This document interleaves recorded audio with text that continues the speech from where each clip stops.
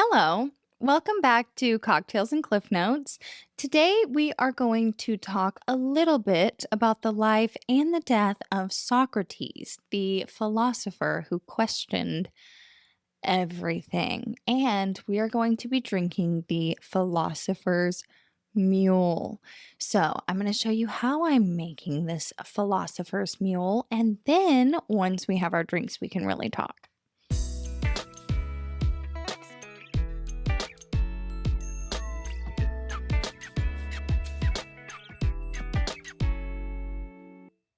Now, as per usual, we are going to start with a mule mug. We are going to take a few different herbs: basil, rosemary, mint. We're going to take a lemon wheel. We're going to drop that in, and then we're going to drizzle with some honey. Now, it's going to be a bit sticky, but you're going to just muddle all of that together. Now, we're going to add our rose-shaped ice cubes. Then we're going to do 1.5 ounces of cucumber vodka. I'm going to juice 1/2 of a lemon. Add just a dash of Angostura bitters. We're going to top this off with our ginger beer. And we are going to garnish this with a lemon wheel and a nice sprig of sage. Very herby. Okay, now that we have our drinks, we can really talk. First, I would really like to acknowledge that I am certain you have at least heard of Socrates before. I am mostly making this for people who don't know too much about him or don't know about him at all. So, our story today is going to actually begin in Athens, and it's around 470 BC. This was a time that historians now call the Golden Age of Athens. The city was bustling. It was alive with art and drama and democracy, mostly built by Pericles. Now, sculptors at this time were building marble gods, there were playwrights that filled the theaters, and there were generals like Pericles who led Athens to glory. Now, while the city was sparkling, if you just stuck around long enough, you would know that beneath the surface of all this brilliance, there was a bit of tension. And the impeding question of what did it really mean to be wise or just or good was unanswered. And this would become the center of Socrates' life. Now, Socrates himself, he was not what you would probably imagine when you think of a philosopher. Or maybe he's exactly what you would imagine because he was very poor. He was often barefoot. He had a very broad nose. He had kind of bulging eyes. And he had a reputation for standing still in deep contemplation for hours. Everybody knew he did that. But unlike the sophist, who was a group of traveling teachers who would often charge money to teach rhetoric, Socrates, he was different. His whole thing was that he just claimed to know nothing. Despite this, people gathered around him in the marketplace or wherever he was just to hear him speak. Now, he didn't do your typical lecture. He actually would ask questions. That was kind of his thing. He would just ask endless, probing questions and would kind of get your wheels turning, whether you wanted him to or not. This method became known as the Socratic method, and this was a way of arriving at truth through dialogue and through logical inquiry. He would stop a politician here and there and he would be like, "Hey, bud, what does it mean to be wise?" And then the politician would answer very confidently. And then Socrates would just very calmly take his reasoning apart piece by piece. And it was like he was just asking, and then the man would answer, and then he would ask again. And eventually, it was just so evident that the man didn't know why he felt the way he felt. And everybody realized that People blurt out these answers, but they don't actually know. And those were the people that were running Athens at the time, for the most part. This style of communication made Socrates very famous, and he was very popular with the common people, but he made a lot of enemies, a lot of people he wasn't so popular with, and they didn't really care for this cat at all. Now, one day, Socrates' friend, Chaerephon, and I'm sure that's incorrect pronunciation, but we're just going to go with it. Chaerephon visited the Oracle of Delphi. Now, this was the priestess who spoke to the god Apollo, supposedly. Now, he asked, "Is anyone wiser than Socrates?" And the oracle replied, "No one is wiser." Now, when Socrates heard this, he was very confused. He was like, "What are you talking about? How can that be? I know nothing." And determined to test the oracle's words, Socrates began questioning everyone who claimed to be wise. And this included politicians and poets and craftsmen. And what he found was that even though they did know a great deal, none could really explain their own beliefs in a clear way. And he was just kind of like, you can't even really tell me what it is that you believe. Now, in realizing his own ignorance, Socrates concluded that I am wiser than they are, for I know that I know nothing. And this became a thing. I'm sure you've heard this quote somewhere.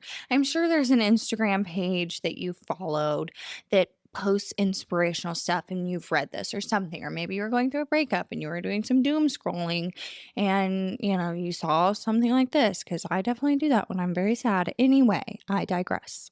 So, for years, Socrates wandered through Athens, debating ethics, politics, and virtue with anybody who would listen. And his students included Plato himself, who would go on to immortalize him, and Alcibiades, I don't know. All I'm going to say is that I'm saying his name wrong, but he was a very reckless politician. Now, Socrates, he refused to be paid for his teachings and never wrote a single book, which is super odd. But his goal was not to teach answers, but to awaken thought. He wanted people to get their own wheels turning and to arrive at their own conclusions based on the questions he was asking. He wanted people to examine their lives. Some of his main beliefs were that the unexamined life is not worth living, and virtue is knowledge, and to know good is to do good. And he really did things that nobody really does wrong willingly, they do so out of ignorance. But during this time, Athens was changing. So they had lost the Peloponnesian War to Sparta, and the city's democracy just fell into chaos. People wanted someone to blame for its decline. So Socrates, with his habit of challenging authority and exposing ignorance, made a lot of powerful enemies. And he was very publicly accused of, quote, corrupting the youth and impiety, which was basically just not believing in the city's gods.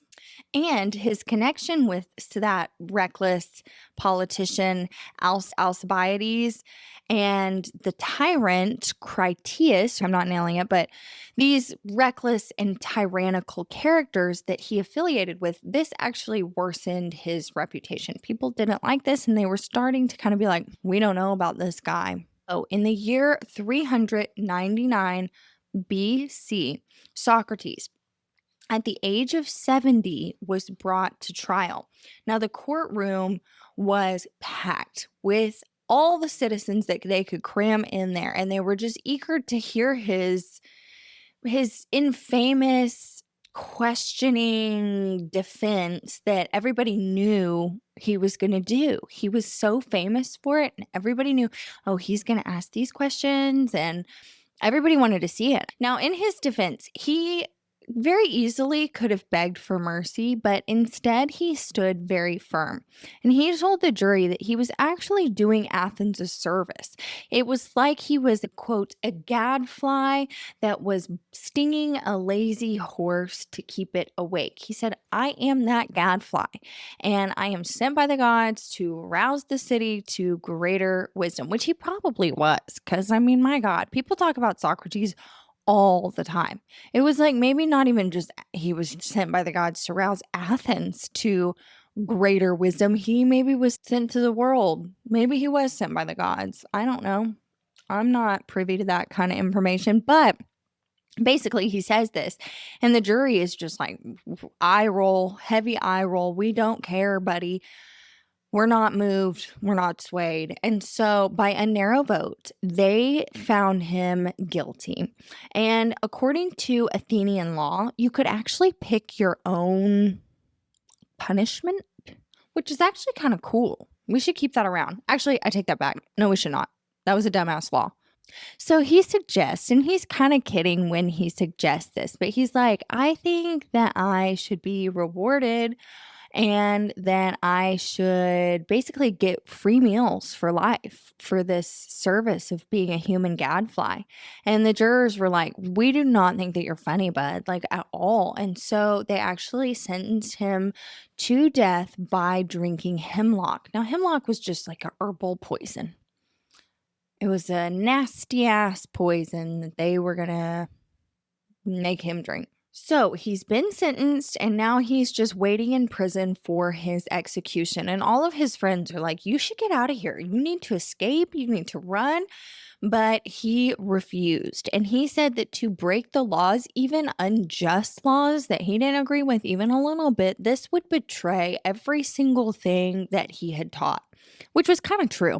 And he basically was like, a man's got to do what a man's got to do. And even if it's not super convenient, because drinking hemlock was not on my schedule this week, I'm going to do it anyway. So in Plato's Phaedo, we find a serene and moving description of Socrates' final moments. Now, Socrates had discussed immortality of the soul many times. This wasn't exactly a new topic, but he took the cup of poison very calmly and he drank it. And his last words were addressed to his friend.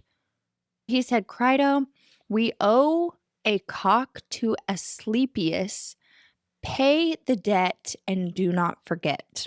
Now, Asclepius was the god of healing. Now, Socrates was basically making a comment that they owe a thanks to this particular god for freeing him of the illness of life itself. And with that, moments later, he grew very still and Socrates was dead.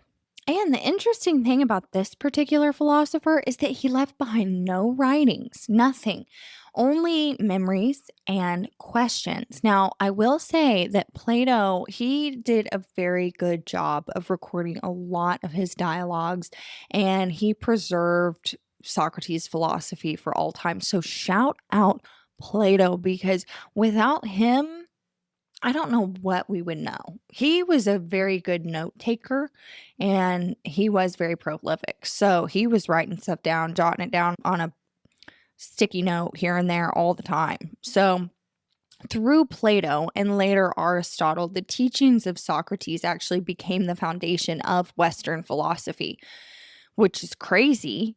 Maybe he wasn't sent by the gods just for Athens, because I mean, he really got people's wheels turning, and people are still talking about and discussing some of the things that he would poke at to this day.